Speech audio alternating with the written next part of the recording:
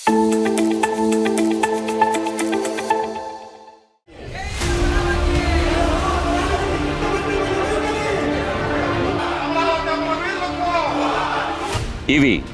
Paid ఆర్టిస్టుల డ్రామాల painful స్టోరీలా?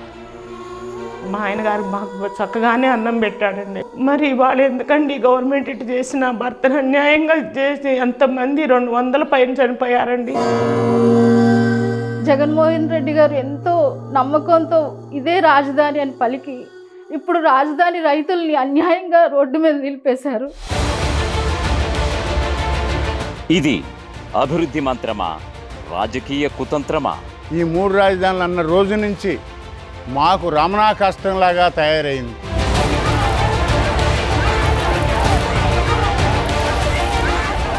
నవనగరంలో నగ్న సత్యాలు, అమరావతి సమరంలో అసలు నిజాలు. పోయిన జూన్లో వేయాల్సిన కౌలు ఇంతవరకు వేయలేదు. ఇక వేస్తాడో ఏడో తెలియదు. ఇవాళ మా బాధలు చెప్పుకుంటే ఇదంతా పేడ ఆర్టిస్టులు అంటున్నారు. మా నోట్లో మట్టి పోసి ఈ రకంగా చేసి నువ్వు బాగుపడింది ఏదో చూస్తాం.